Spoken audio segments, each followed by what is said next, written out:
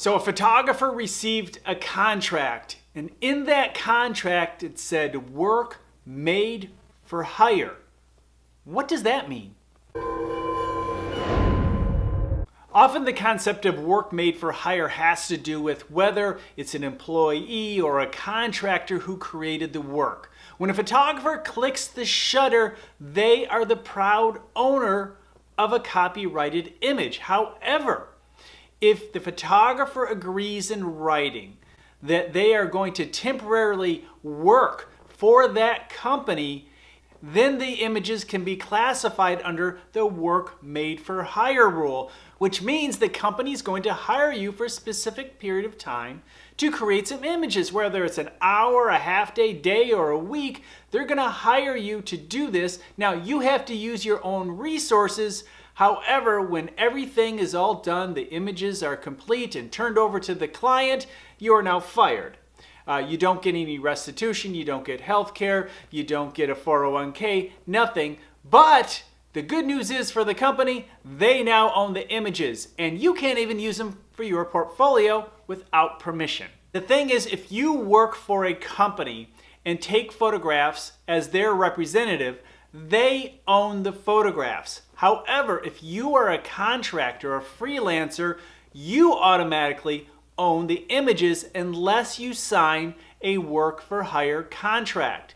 And the reason that photographers in the creative industry tries to avoid them is because a lot of photographers make money from their images after they sell them to the original client.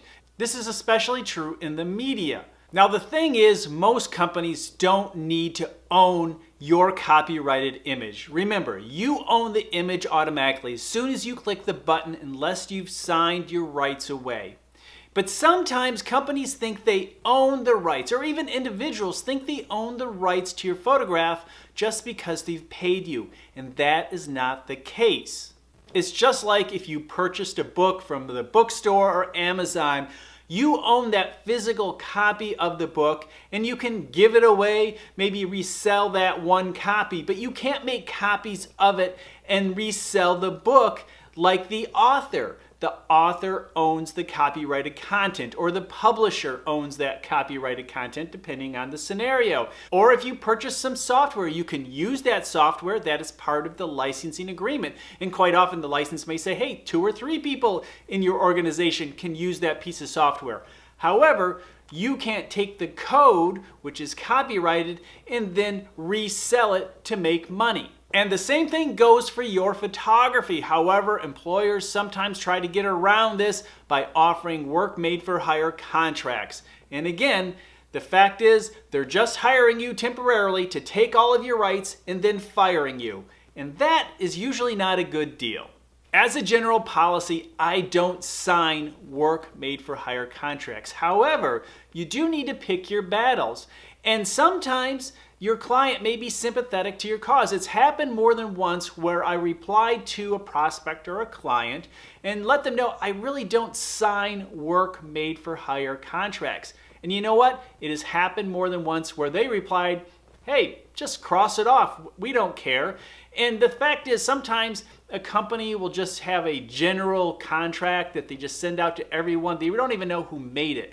They just want to make sure they have something on paper. And as far as the work made for hire, that just happens to be in the contract. And if you disagree with it, you can always negotiate. It doesn't hurt to ask, and it doesn't hurt to negotiate the terms. You don't have to sign what is sent to you. And like I said, more than one client has been sympathetic to the cause, and they really don't care. But you do have to ask, and you do have to have the conversation. Sometimes the opportunity seems to be greater than the fact that it's a work made for hire or poor contract. As long as you understand what you're getting into, as long as you understand you don't own those images anymore, and they can do whatever they want for the price you agreed to with those images. And not only that, you have to get permission from them to use those photographs in your portfolio, because technically when you put photographs in your portfolio, that is advertising, and if they wish, they can say no or charge you for that privilege.